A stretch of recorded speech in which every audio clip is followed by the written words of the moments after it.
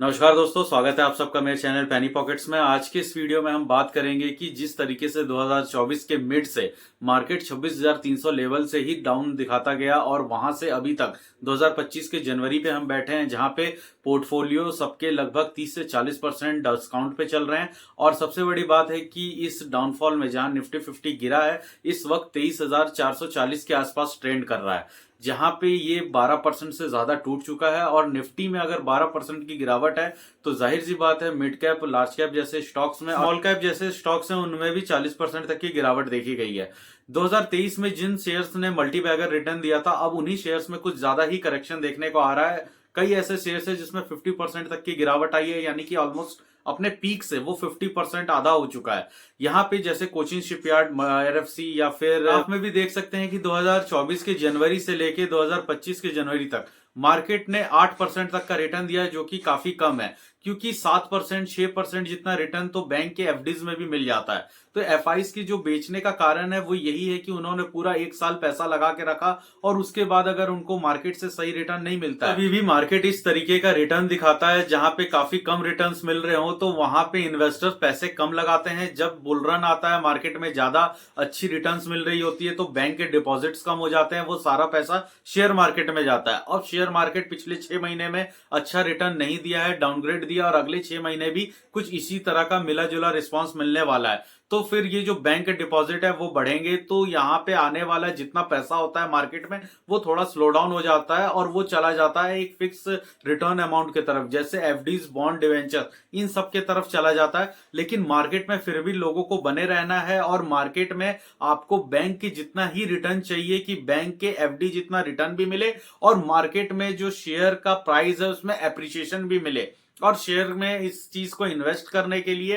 अगर कुछ बढ़िया ऑप्शंस अभी देखने हो तो वो क्या हो सकते हैं, तो यहाँ पे आज मैं इस वीडियो में 5 ऐसे डिविडेंड स्टॉक्स के बारे में बात करूंगा जिन्होंने 2023-24 में काफी ज्यादा अच्छी तरीके से डिविडेंड दिया है, और इनका जो डिविडेंड यील्ड है, इनकी परसेंटेज भी बैंक के एफडी को बीट करती हुई दिख रही है। प्लस उन्होंने 2023 और 24 में इन शेयर्स ने अपने जो शेयर प्राइस था वहां से डबल तक का जंप लगा दिया था। तो उसके बाद कुछ इन्वेस्टर्स का इन शेयर को दोबारा खरीद पाना इस वजह से, क्योंकि इनका जो डिविडेंड यील्ड है ये 8 से 10% का है या 6% का है, जो बैंक के एफडीज को भी बीट करता है, वो ले पाना थोड़ा मुश्किल हो गया था क्योंकि शेयर प्राइस काफी ज्यादा महंगे हो गए थे। और अपर लेवल के शेयर प्राइस से अगर डिविडेंड यील्ड देखा जाए तो वो 50% डाउन हो जाता है। मतलब जो शेयर पिछले 2023 और 24 में अगर 10% का डिविडेंड देता था, तो वो अगर उसके पीक जो शेयर का प्राइस है वहां से अगर आप 2025 के जनवरी में कंपेयर करते तो वो काफी ज्यादा महंगा पड़ता, मतलब वही डिविडेंड यील्ड 5% का पड़ता।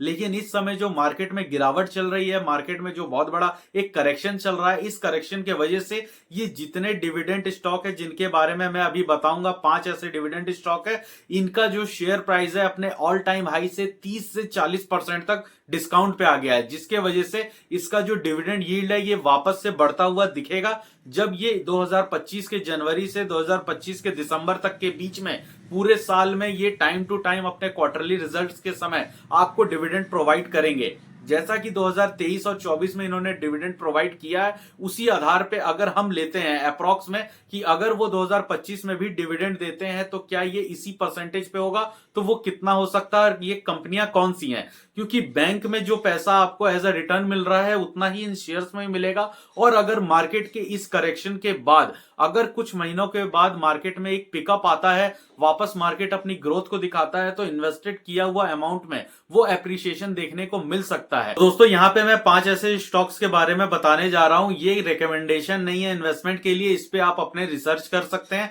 अपने स्टॉक एडवाइजर से भी पूछ सकते हैं, अपने इन्वेस्टमेंट एडवाइजर से भी पूछ सकते हैं। ये जो स्टॉक्स मैं बता रहा हूं इसे आप अपने वॉच लिस्ट में रखें, इसे टाइम टू टाइम वॉच करें, इसे फॉलो करें, इसके बारे में और भी लर्न करें, जहां आप हमारे चैनल पे भी इसके बारे में पर्टिकुलर वीडियोस देख सकते हैं। यहाँ पे हम अपने पहले स्टॉक के बारे में बात कर लेते हैं, जिसका नाम है कोल इंडिया, जिसका मार्केट कैप 2,26,000 करोड़ के आसपास है। शेयर प्राइस करंट में शेयर प्राइस इसका चल रहा है 368 रुपए के आसपास, जिसने अपने ऑल टाइम हाई 540 रुपए का हाई लगाया था, वहां से ये शेयर एक तरीके से 30% का आपको डिस्काउंट पे मिल रहा है। जिसका डिविडेंड यील्ड है 8%। इसने 2023 और 24 में 8% के आसपास का डिविडेंड दिया था, जहां पे 2024 में ही इसने 26 रुपए पूरे साल में, कभी 5 रुपए, 15 रुपए, 11 रुपए ऐसे कर करके इसने डिविडेंड्स दिए हैं, जिसका टोटल होता है 2024 में 26 रुपए का। इस कंपनी की बात की जाए तो ये माइनिंग में काम करती है, कोल प्रोड्यूस करती है, और जितने थर्मल पावर प्लांट्स हैं और एनर्जी जनरेशन करने वाली कंपनियां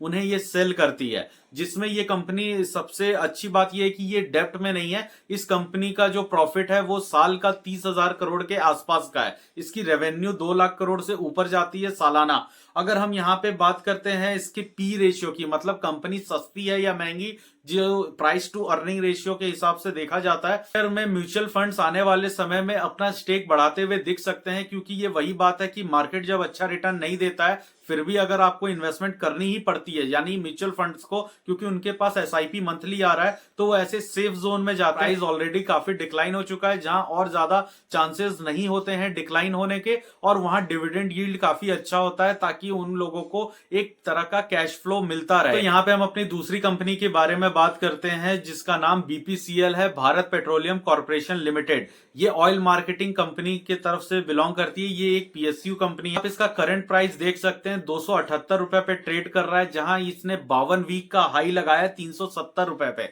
370 से ये 25% डिस्काउंट पे ये शेयर चल रहा है, जहां पे इसने पिछले साल ही बोनस भी दिया है 1:1 के शेयर पे। मतलब किसी के पास 2024 के नवंबर से पहले अगर 1 शेयर था तो उसे अब 2 शेयर हो गया, और जिसके पास 100 शेयर था वो अब 200 शेयर हो गया है। तो इसने 1:1 का बोनस इसलिए दिया था क्योंकि इसने एक ही बार डिविडेंड दिया, उसके बाद दे नहीं पाया, क्योंकि नवंबर के बाद से मार्केट भी बहुत ज्यादा गिरने लगा। कंपनी की जो Q2 के रिजल्ट थे वो उतने खास नहीं आए थे, तो कंपनी ने डिक्लेयर नहीं किया डिविडेंड। उससे पहले इन्होंने 10 रुपए का डिविडेंड दिया, जिसे हम एज अ डिविडेंड परसेंटेज देखें तो 7% के आसपास है। हालांकि पिछले साल ये 8 से 8.5% था। अब हम यहाँ पे बात करें कि कंपनी का पी रेशियो, मतलब कंपनी का प्राइस टू अर्निंग रेशियो क्या है, महंगा है सस्ता है, तो उसे हम 9 के पी पे देख रहे हैं, जो कि ठीक ठाक है और अट्रैक्टिव भी लगता है। तो बुक वैल्यू 177 रुपए के आसपास चल रहा है, और यहीं पे इसका जो फेस वैल्यू है ये भी 10 रुपए का है, जो कि काफी ठीक है। अब हो सकता है 2025 में कि ये अपने जो डिविडेंड है उसे थोड़ा बढ़ा के दे सकती है, क्योंकि इन्होंने अपने नवंबर वाला जो डिविडेंड है उसे स्किप कर दिया है। कंपनी ने नवंबर में डिविडेंड नहीं दिया है। तो यहाँ पे अगर हम अपने तीसरे कंपनी की बात करें तो इंडियन ऑयल है, जिसका मार्केट कैप 1,84,000 करोड़ के आसपास है, जिसका करंट में मार्केट रेट आप देख सकते हैं 130 रुपए के आसपास है, जिसने अपना ऑल टाइम हाई 196 रुपीज का लगाया था। अगर हम ऑल टाइम हाई से इसका डिस्काउंट देखें तो ये भी 30% का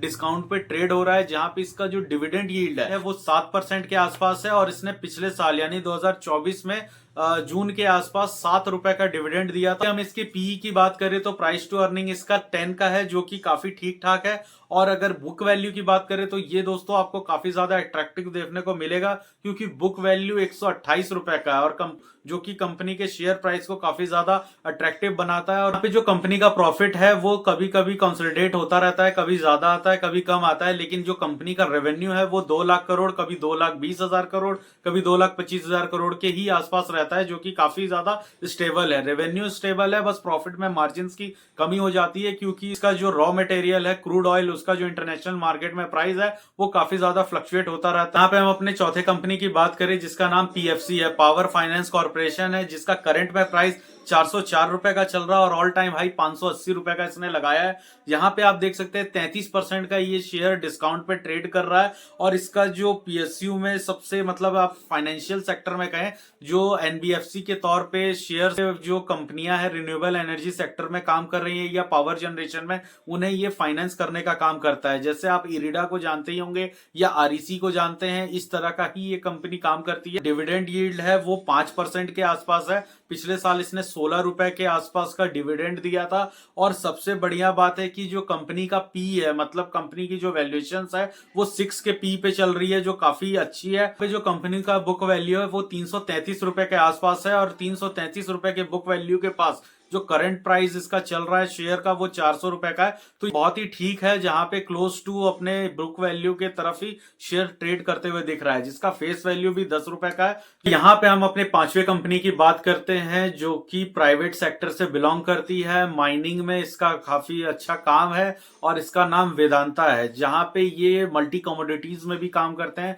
जैसे zinc, lead, aluminium, iron, steel और कोर आयरन, इन सब में भी इनका जो स्पेशलिटी है काफी बढ़िया है। कंपनी मल्टी कमोडिटी सेक्टर में भी काम करती है, कोल माइनिंग भी करती है, इलेक्ट्रिसिटी जनरेट भी करती है, मतलब बहुत सारे। यहाँ पे मैं इसी कंपनी की बात कर रहा था कि जिसका इस साल 2025 में हम डीमर्जर भी देख सकते हैं, मतलब एक कंपनी वेदांता में से 6 अलग अलग कंपनियां निकलेंगी, जिसे हम डीमर्जर कहते हैं कि कंपनी जिन सेगमेंट्स में काम करती है उन सेगमेंट में कैटेगराइज होकर के, जैसे आयरन एंड स्टील में एक कंपनी बनेगी, एक जैसे एल्युमिनियम की अलग बनेगी, एक जो माइनिंग की और मिनरल्स की फ्यूरियस मेटल की कंपनी है वो अलग बनेगी, वेदांता पावर एक अलग बनेगा। तो इस तरीके से 6 कंपनियों में इसे डिवाइड किया जाएगा। हर एक शेयर होल्डर को, हर एक शेयर को होल्ड किए हुए शेयर होल्डर को एक शेयर के बदले 6 शेयर अलॉट होंगे। तो कंपनी जिस तरीके से अभी तक डिविडेंड देते आई है, ये भी देखना लाजमी होगा कि आने वाले समय में जब एक शेयर के 6 शेयर में डिस्ट्रीब्यूट होंगे तो क्या ये शेयर पर्टिकुलर इस एक कंपनी को जाएगा या 6 कंपनी में इक्वली डिवाइड होगा, ये आने वाले टाइम पता चलेगा। लेकिन यहाँ पे ये कंपनी सबसे बेस्ट डिविडेंड यील्ड में इसीलिए आती है क्योंकि इसका जो ट्रैक रिकॉर्ड है खास करके 2023 और 2024 का है। फिलहाल तो 2023 की अगर मैं बात करूं तो कंपनी 200 रुपए से लेके 300 रुपए के बीच में ही ट्रेड करती दिखी, जहां पे 200 रुपए और 300 रुपए का एवरेज लगाएं 250 रुपए के आसपास। कंपनी ने 2023 में 61 रुपए का डिविडेंड दिया था पूरे साल में, जो कि 25% से भी ज्यादा का डिविडेंड यील्ड होता है। वो काफी ज्यादा मायने रख जाता है एक कंपनी के लिए, जिसका खास करके उस समय 200 से 300 का रेट था। अभी हम बात करें 2024 में तो कंपनी का जो करंट प्राइस है वो 400 रुपए से लेके 516 रुपए तक गया था। फिलहाल जनवरी 2025 हम जब ये वीडियो आप देख रहे हैं तो ये 432 रुपए का शेयर है, जहां पे ये 15% डिस्काउंट के साथ अपने ऑल टाइम हाई जो प्राइस है 516 रुपए, वहां से 15% डिस्काउंट के साथ मिल रहा है। जहां पे इसका डिविडेंड यील्ड अगर 2024 के डिविडेंड की बात करें, जहां 43 रुपीज 50 पैसे के आसपास इसने डिविडेंड दिया है पूरे 2024 में, तो इसका डिविडेंड यील्ड बन जाता है 10% के आसपास करंट प्राइस के हिसाब से अगर हम देखें तो। और यहाँ पे इस कंपनी का अगर हम पी रेशियो देखें, जो कि अपने सेक्टर के, क्योंकि ये प्राइवेट कंपनी है तो थोड़ा इसका पी महंगा है